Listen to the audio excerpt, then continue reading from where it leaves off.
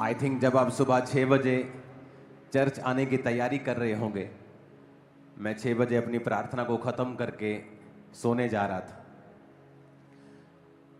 तो जो वचन परमेश्वर ने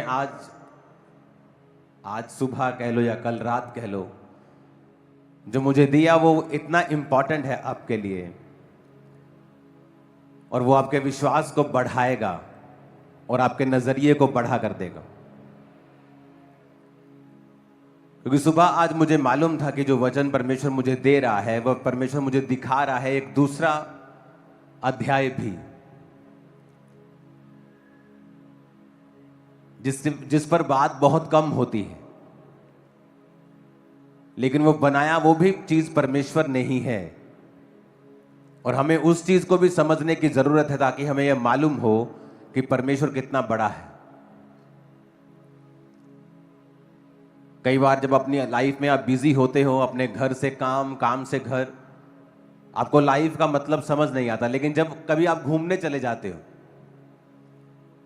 और आप एकदम समंदर के बीच में चले जाते हो या एकदम पहाड़ों के बीच चले जाते हो और दूर से देखते हो कि सब पहाड़ कितने बड़े हैं, समंदर कितना बड़ा है और आप कितने छोटे हैं, और आपको मालूम होता है फिर आपके परमेश्वर के बारे में भी कि वो कितना बड़ा होगा जिसने इन चीजों को बनाया है।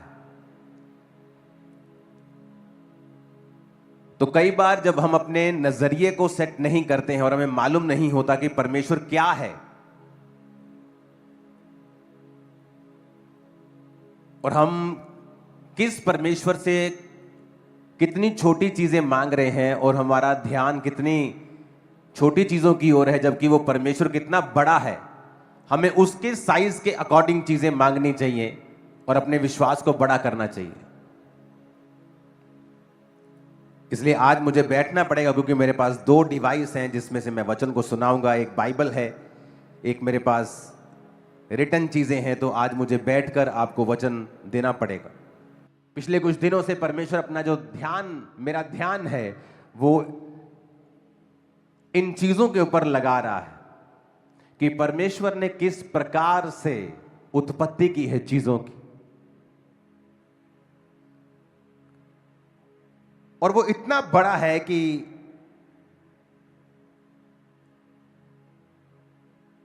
दिमाग चकरा जाए लोगों का।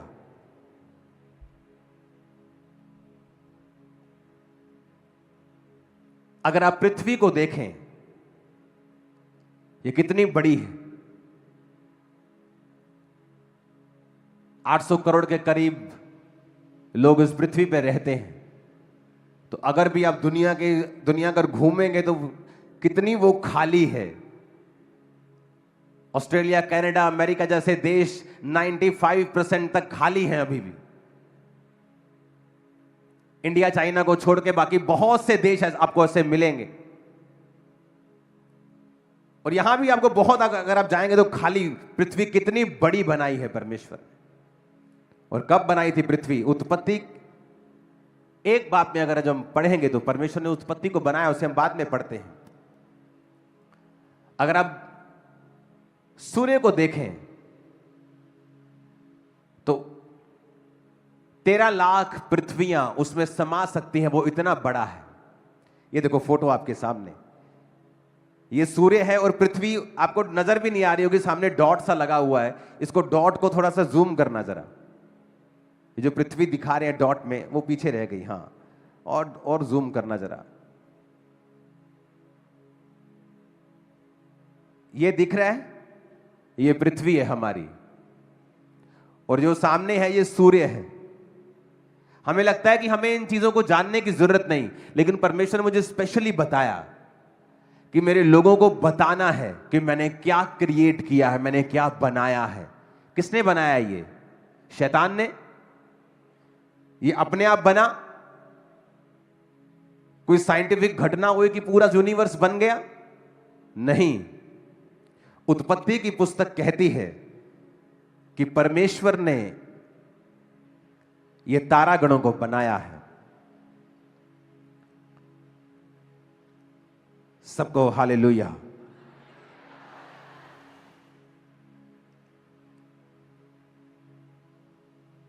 अगर आप उत्पत्ति 1 से लेके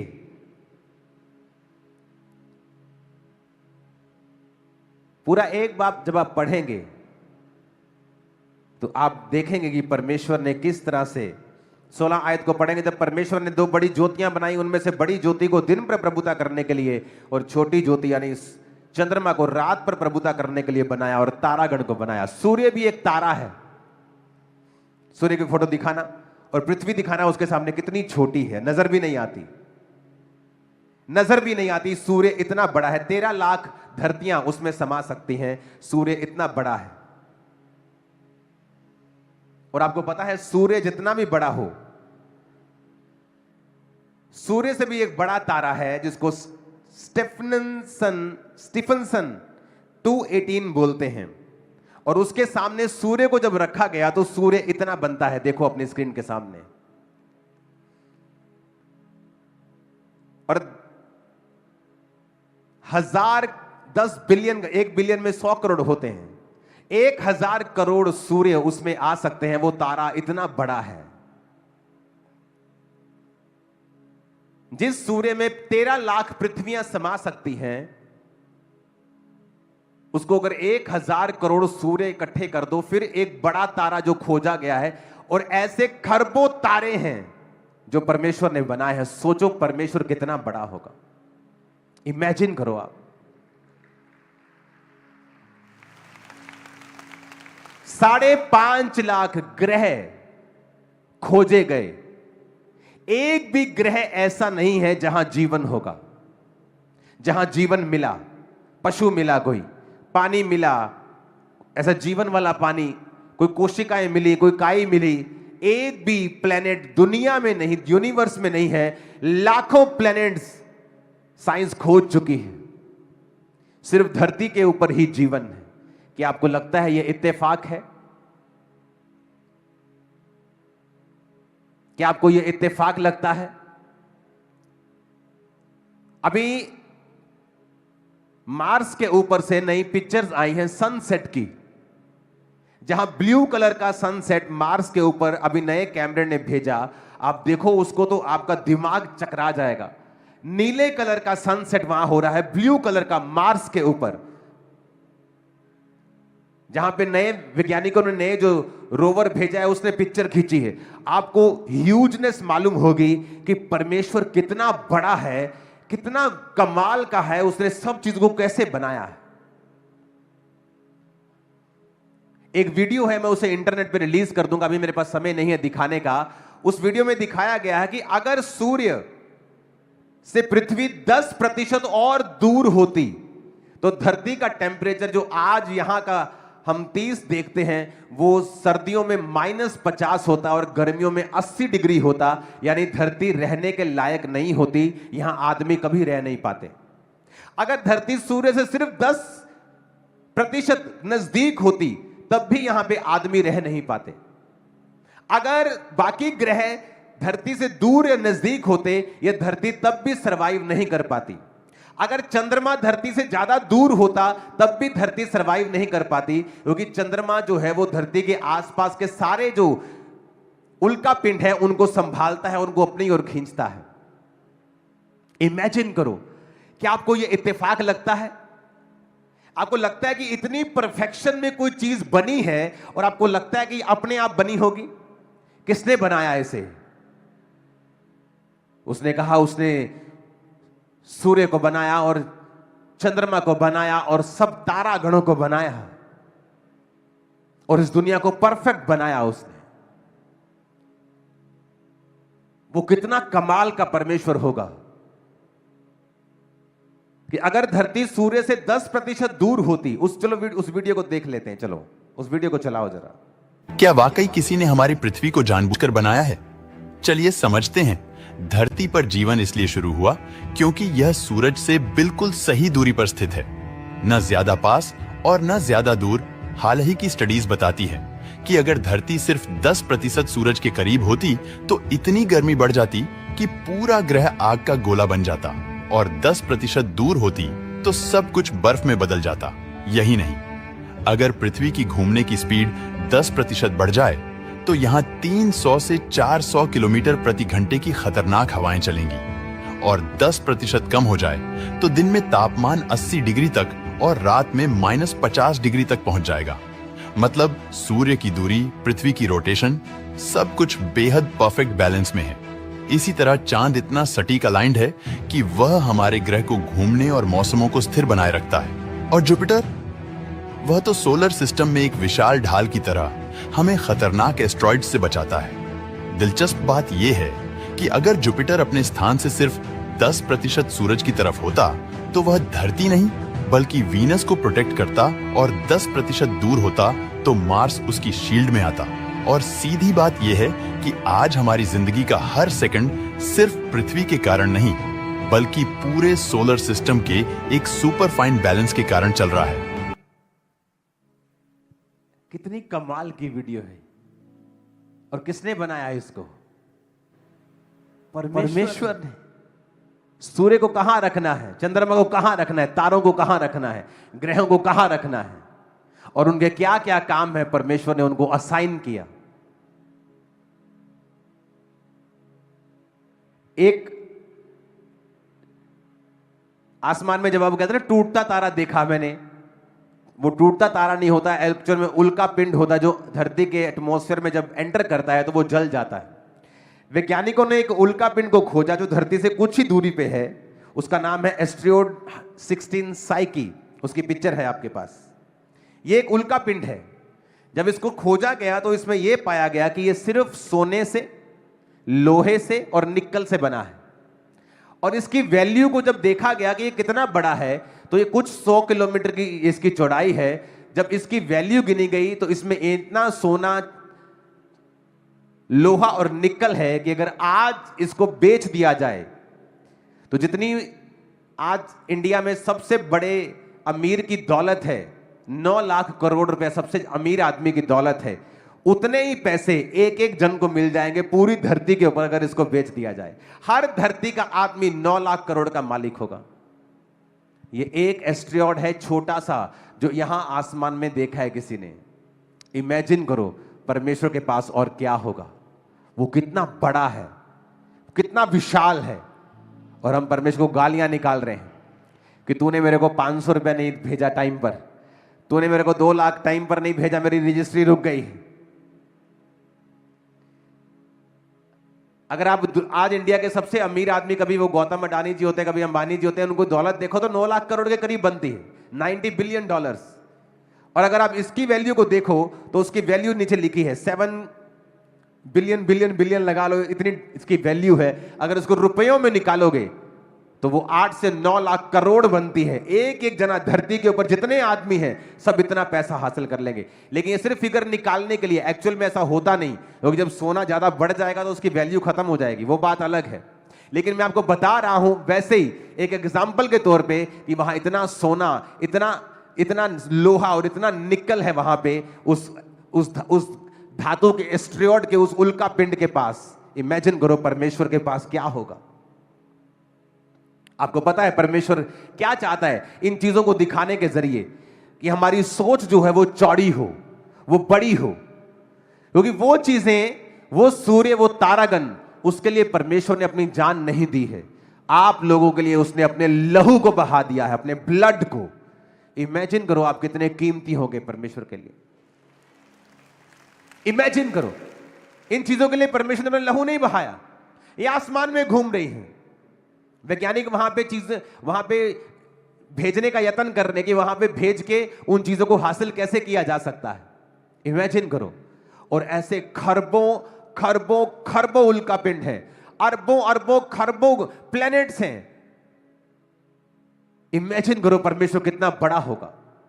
एक तारा जिसमें 1000 करोड़ सूर्य समा सकते हैं, और ऐसे खरबों तारे हैं जिनको परमेश्वर ने बनाया है, जिनकी गिनती नहीं की जा सकती। और पृथ्वी को उसने बैलेंस बना के रखा, हर जगह सही तारों को रखा कि वो लोग जी सके जिनको मैंने अपने हाथों से बनाया है। आप जानते हैं परमेश्वर क्या चाहता है? आपको पता है परमेश्वर जब बाइबल में आपको कुछ चीजें कहता है करने के लिए, तो वो क्यों कहता है? जिसने इतना कुछ बनाया है वो आपको छोटी छोटी बातों को मानने के लिए क्यों कह रहा है? वो आपको क्यों कह रहा है तू व्यभिचार ना कर, तू चोरी ना कर, तू ये ना कर, तू वो ना कर? मैं आपको इसका रीजन बताता हूं। परमेश्वर ने जब इंसान को बनाया तो उसने सब चीजों को अपने शब्दों से बनाया, पर इंसान को अपने हाथों से गूंथ कर उसने बनाया और अपने जीवन का सांस, यानी अपनी सांस, अपना जीवन करके उसमें फूंका और आदम जीवित प्राणी बन गया। यानी आदम के अंदर वही प्राण है जो परमेश्वर के अंदर है, और आदम को वैसे ही बनाया गया था जैसा परमेश्वर था, अपनी समानता में। पूरी तरह से परमेश्वर ने अपनी एक कॉपी आदम को बनाया। आज जब आप दूसरा पत्रस उसका एक बाब उसकी एक आयत को पढ़ते हैं, उसमें लिखा है, शमौन पत्रस की ओर से जो यीशु मसीह का दास और प्रेरित है, उन लोगों के नाम जिन्होंने हमारे परमेश्वर और उद्धारकर्ता प्रभु यीशु मसीह की धार्मिकता के द्वारा हमारे समान बहुमूल्य विश्वास प्राप्त किया है। परमेश्वर और प्रभु यीशु मसीह की पहचान के द्वारा अनुग्रह और शांति तुम में बहुतायत से बढ़ती जाए। वो क्या कहता है? कहता अनुग्रह भी और शांति भी, ग्रेस, फेवर जिसे कहते हैं, जॉय, लिबर्टी, आजादी। आपको पता है ग्रेस जब बोला जाता है, अनुग्रह जब बोला जाता है तो आजादी बोली जाती है। Grace be on to you. जब कोई बोलता है अनुग्रह तुम पर हो, तो एक्चुअल में वो कह रहा है प्रोफेटिकली कि आजाद हो जाओ तुम अपने बंधनों से, बीमारियों से, कलेशों से आजाद हो जाओ। Grace be on to you. कहता तुम्हारे जीवन में ग्रेस एंड पीस मल्टीप्लाई हो। कैसे? कहता यीशु मसीह की पहचान के द्वारा, पहचान के द्वारा, knowledge, grace and peace be multiplied unto you through the knowledge of God. Knowledge का मतलब है, जब आप यूनानी भाषा में पढ़ते हैं, एपिग्नोसिस, फुल डिजर्नमेंट। यानी जो व्यक्ति यीशु मसीह को पूरी तरह पहचान जाता है। आप पहचानते नहीं हैं अगर आप प्रार्थना नहीं, अगर आप टाइथ नहीं पे कर रहे हैं, आप उसको नहीं पहचानते। अगर आप हेल्प नहीं कर रहे हैं गरीबों की, आप उसे नहीं पहचानते। अगर आप माफ नहीं करते हैं लोगों को, आप उसे नहीं पहचानते। अगर आप आज भी व्यभिचार में हैं, चोरी में हैं, आप उसे नहीं पहचानते। मैं आपको लिख के देता हूं, और वचन कहता है grace and peace be multiplied. इसका मतलब क्या? कि ग्रेस आप में मल्टीप्लाई हो सकती है। आज आपके पास ग्रेस है, आप 200 लोगों को संभाल सकते हो, पर बाइबल कहती है वो मल्टीप्लाई हो सकती है।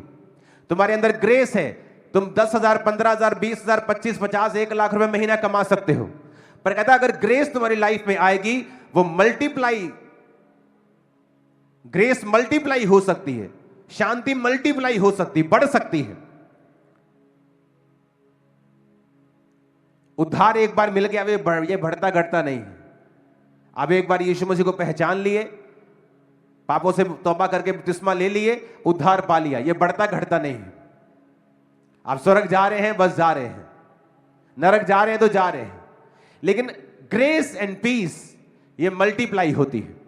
और अगर आपकी लाइफ में ग्रेस मल्टीप्लाई हुई तो आपका छुटकारा भी बढ़ेगा, आपकी बरकत बढ़ेगी, कलीसिया बढ़ेगी, बिजनेस बढ़ेगा, ब्लेसिंग्स बढ़ेगी, शांति बढ़ेगी, आनंद बढ़ेगा, सेहत अच्छी होगी, लाइफ बेटर होगी। कैसे? एपिग्नोसिस ऑफ गॉड कहता, परमेश्वर की पहचान के द्वारा। जब हम पहचानते कि परमेश्वर तू इतना बड़ा है, तूने इतने बड़े बड़े तारे बनाए हैं कि सूर्य, हजारों करोड़ों सूर्य उसमें समा सकते हैं, जबकि पृथ्वी अकेली 13 लाख अगर पृथ्वियां हो तो सूर्य भरती हैं, और ऐसे तारे हैं जो हजारों करोड़ सूर्य को अपने अंदर समा जाते हैं, और वो भी करोड़ों खरबों खरबों में है। तो कितना बड़ा परमेश्वर है, हम उसको समझते हैं कि अगर उसने तारों को, पृथ्वी को, सूर्य को, चंद्रमा को इतनी अलाइनमेंट में रखा है, इतने सिस्टम में रखा है, वो मेरी लाइफ को इतने सिस्टम में क्यों नहीं रखेगा? वो मेरी जिंदगी को सिस्टम में क्यों नहीं रखेगा?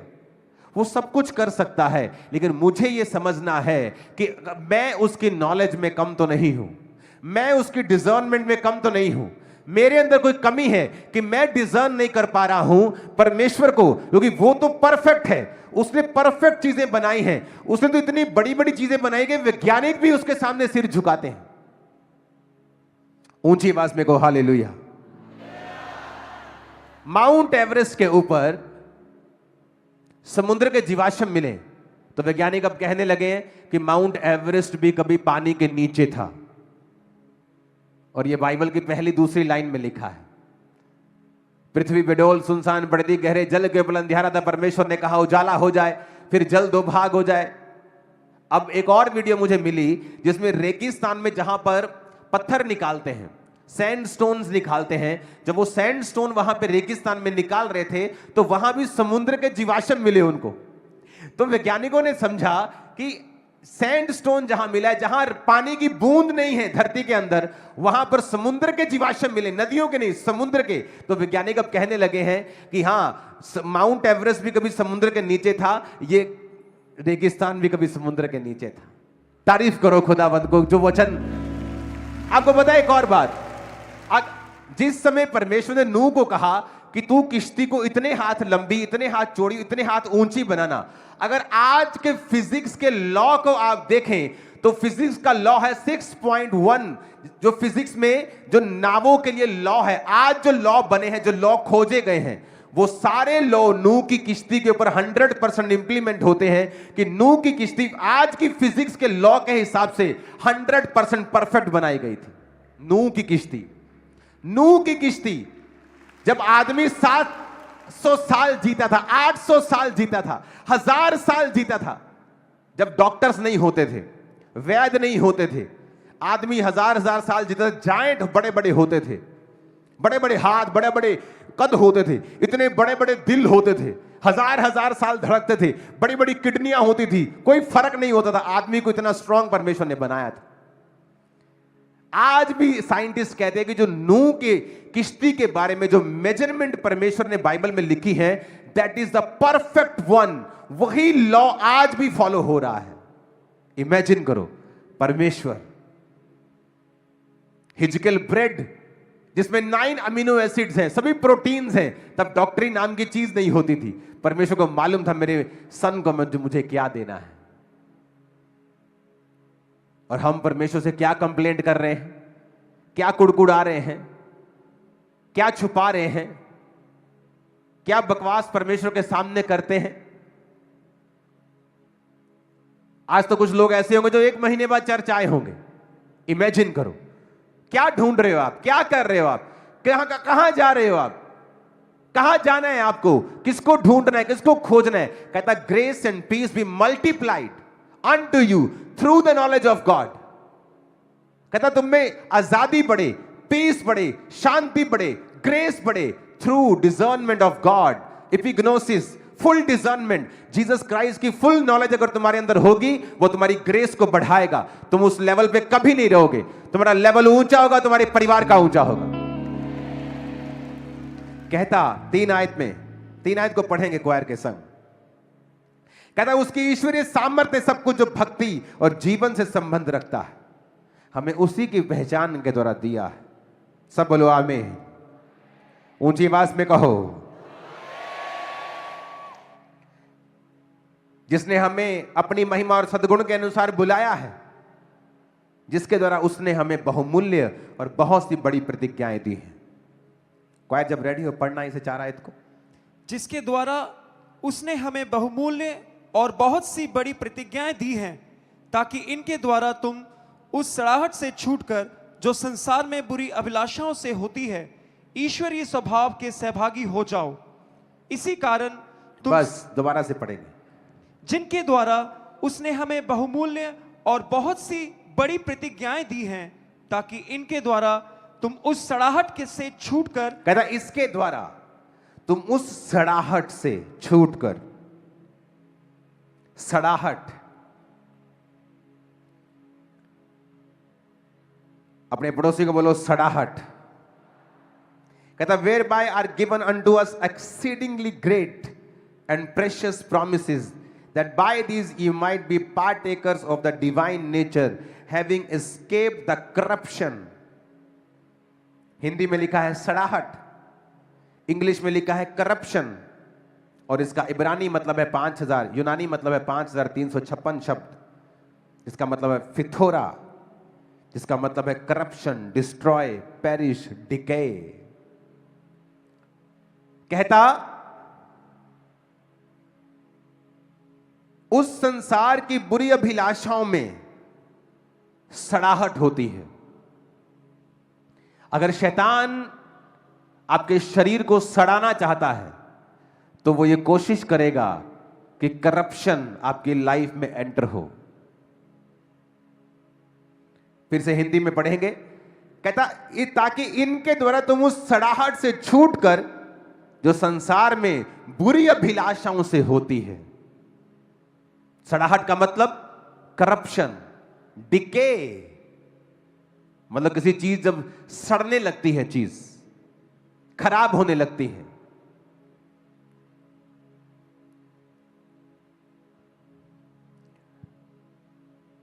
अगर आप अपने नेचर को चेंज नहीं करते हैं, आप जल्दी अपने आप को बीमार पाते हैं।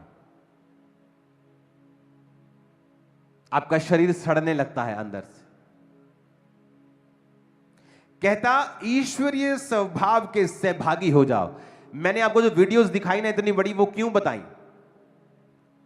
परमेश्वर आपसे क्या चाहता है? वो ये चाहता है कि हम सब उसके जैसा सोचें और उसके जैसा जिएं। ये सारे गुण परमेश्वर के अंदर हैं, और जब ये गुण हमारे अंदर आते हैं और हमारी सोच परमेश्वर के जैसी होती है, तो हम करप्शन से, डिके से, सड़ाहट से, जो आपके बिजनेस में हो सकती है, गर्भ में हो सकती है, पेट में हो सकती है, वो सड़ाहट आपके शरीर में हो सकती है, लाइफ में हो सकती है, बच्चों में हो सकती है, मैरिड लाइफ में हो सकती है। कहता उस सड़ाहट से तुम छूट सकते हो जो बुरी अभिलाषाओं से शैतान तुम्हारे जीवन में लेके आता है। जब भी शैतान आपको बुरी अभिलाषा में गिराएगा, वो व्यभिचार हो, चोरी हो, नशा हो, डकैती हो, तब आपकी लाइफ में कुछ ना कुछ सड़ाहट जरूर होगी। आपकी सेहत में नहीं होगी तो फाइनेंस में होगी, फाइनेंस में नहीं होगी तो मैरिड लाइफ में होगी। जब भी आप करप्शन करेंगे, जब भी आप बुरी अभिलाषा आप करेंगे, जब भी आप बुरी अभिलाषा अपनी लाइफ में रखेंगे, तो उसके पीछे पीछे सड़ाहट फॉलो करेगी। आपको वो पार्सल लेना ही पड़ेगा, क्योंकि वो पार्सल के लिए आपने स्पिरिचुअल प्राइस को पे कर दिया है। आपका वो पार्सल प्रीपेड है, आपने उसे पे कर दिया है, आपने पहले ही उसकी मूल्य अदा कर दिया है।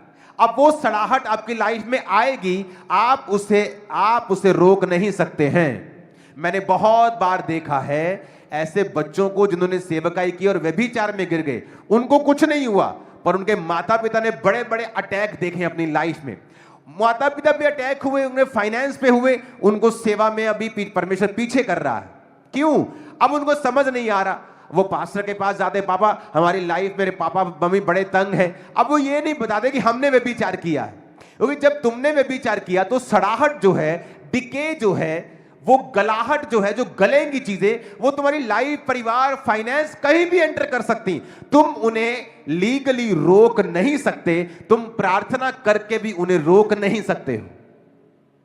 तो परमेश्वर ने कहा तुम संसार की बुरी अभिलाषाओं से जो सड़ाहट होती है उससे छूटकर ईश्वरीय स्वभाव के सहभागी हो जाओ।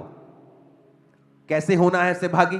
कहता इस प्रकार तुम सब प्रकार का यत्न करके विश्वास पर सद्गुण, पढ़ेंगे 5 आयत को। इसी कारण तुम सब प्रकार का यत्न करके अपने विश्वास पर सद्गुण, और सद्गुण पर समझ, और समझ पर संयम, और संयम पर धीरज। ओके, एक एक करके पढ़ेंगे। 5 आयत को पढ़ेंगे। सबसे पहले विश्वास के ऊपर सद्गुण, और सद्गुण पर समझ। ओके, विश्वास के ऊपर क्या पर करना है? सद्गुण। कहता तुम्हारे अंदर विश्वास है ना? बोलो अपने पड़ोसी को, विश्वास है। तो दूसरा काम क्या करना है ईश्वरीय स्वभाव के सहभागी होने के लिए? कहता विश्वास के ऊपर सद्गुण बढ़ाना है। अपने पड़ोसी को बोलो सद्गुण। इंग्लिश में उसे वर्च्यू कहते हैं। यूनानी रियल भाषा में ग्रीक भाषा का 703 शब्द, उसमें कहते हैं एरेटे, जिसका मतलब है एक्सीलेंस। अगर तुम चाहते हो ना कि तुम ईश्वरीय स्वभाव के सहभागी हो जाओ, आपको लगता है कि परमेश्वर मेरी जिंदगी को बोरिंग करना चाहता है, मैं अगर ईश्वरीय स्वभाव का सहभागी हो जाऊंगा तो मुझे क्या मिलेगा, मेरी तो लाइफ बोरिंग हो जाएगी। ऐसा नहीं है। एक्चुअल में आपको ईश्वर की तरह जीने के लिए बनाया गया था, और जब आपने ईश्वर की तरह जीना बंद कर दिया तब बीमारियां आई। पहले किडनी प्रॉब्लम्स नहीं होती थी, लीवर प्रॉब्लम नहीं थी, डाइवोर्सेस नहीं थे, कैंसर नहीं थे, पेन्स नहीं थी। Everything was so perfect. जिस तरह परमेश्वर ने सूर्य को, चंद्रमा को, पृथ्वी को परफेक्ट दूरी के ऊपर बनाया, आपकी लाइफ भी परफेक्ट थी बिल्कुल। पंगा हमने लिया, आदम ने लिया, वो गिरा। उसके बाद अब परमेश्वर चाहता है कि हम परफेक्ट लाइफ को दोबारा हासिल करें थ्रू जीसस क्राइस्ट नॉलेज। कैसे? कहता जब विश्वास कर लिया तो वर्च्यू यानी एक्सीलेंस को बढ़ाओ। क्या एक्सीलेंस? किसे कहते हैं एक्सीलेंस जीवन जीना? एक्सीलेंस का जीवन जीना कि आज संडे है, मुझे कहां होना चाहिए? कहां होना चाहिए? सुना नहीं दिया मेरे को, कहां होना चाहिए? यह है एक्सीलेंस। मैं अपना टाइट हर हफ्ते निकालता हूं, महीने बाद नहीं, क्योंकि मुझे डर रहता है कि मैं भूल ना जाऊं, किसी हफ्ते का भूल ना जाऊं। और हर टाइट में मैं एक्स्ट्रा पैसों को निकालता हूं कि अगर मैं किसी दिन टाइट भूल गया किसी हफ्ते तो मेरा वो कवर होता रहेगा, भूलता नहीं हूं मैं। एक्सीलेंस जीवन जीना। प्रभु के दास के सामने मैं गया हूं, जब भी दुनिया में मेरा रिकॉर्ड है, मैं कभी खाली हाथ नहीं गया हूं। एक्सीलेंस। मैंने कभी ऐसी बेवकूफी नहीं की। चाहे उनको कुछ नहीं चाहिए, चाहे इजहाक खरबोपति था, लेकिन अपने बेटे को उसने कहा मेरे लिए कुछ आहार का, अहेर का मांस लेके आया, क्योंकि जब आप बोते हैं आप स्पिरिट को हिलाते हैं और वही चीज फिर आशीष को पैदा करती है। एक्सीलेंस। एक्सीलेंस। आप में से बहुत से लोग आज 12 बजे चर्च में एंटर किए होंगे, 1 बजे किए होंगे। यह निशानी है आप एक्सीलेंस नहीं, एक्सीलेंस में नहीं। प्रार्थना की नहीं की बिकॉज आप एक्सीलेंस में नहीं जी रहे हैं। आप झूठ बोल सकते हैं बेनिफिट के लिए, कुछ फाइनेंशियल बेनिफिट के लिए, किसी मार से बचने के लिए, किसी पनिशमेंट से बचने के लिए। आप एक्सीलेंस नहीं जी रहे हैं।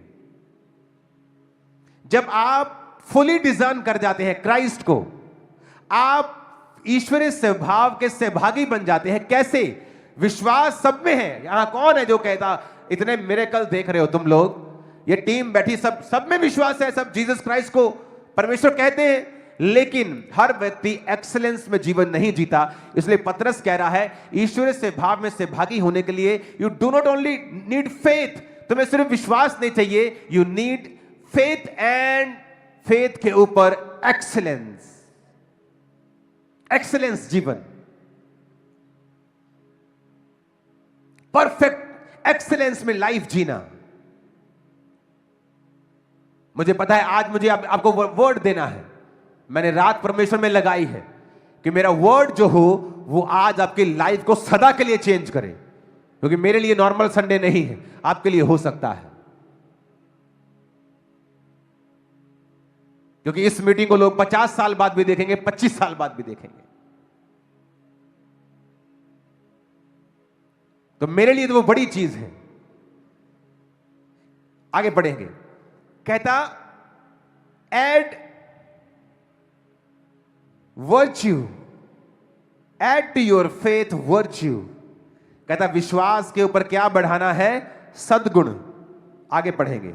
और सद्गुण पर समझ। कहता सद्गुण के ऊपर क्या? समझ। अपने पड़ोसी को बोलो समझ। और ये समझ क्राइस्ट स्पिरिचुअल समझ के बारे में बात वो नहीं कर रहा है। ये आपको अलग समझ के बारे में जो दुनिया में भी काम आती है, उस समझ के बारे में भी आपको कह रहा है। अगर वो समझ भी आपके अंदर नहीं है तब भी आप परमेश्वर के स्वभाव में सहभागी नहीं हो पाते हैं। ऊंची आवाज में कहो हालेलुया।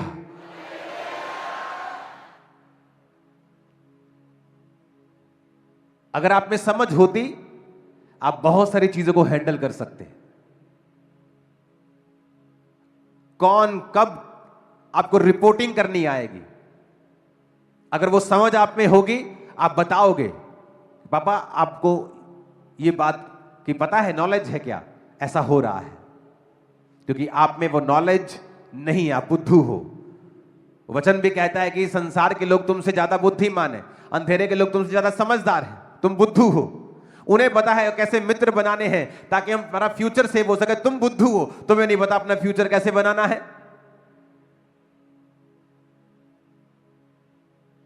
इसके बारे में हम अगले हफ्ते बात करेंगे, नॉलेज के बारे में, क्योंकि ये बहुत इंटरेस्टिंग सब्जेक्ट है। क्योंकि ये नॉलेज, जो पहले की नॉलेज मैंने बात की है, वो अलग नॉलेज है, ये नॉलेज अलग नॉलेज है। और अब बाइबल तुमको ये वाली नॉलेज पैदा करने के लिए भी कह रही है, अगर तुम्हें विश्वास है तो मेक श्योर तुम एक्सीलेंस तुम्हारी लाइफ में हो, एक्सीलेंस है तो मेक श्योर नॉलेज तुम्हारी लाइफ में हो।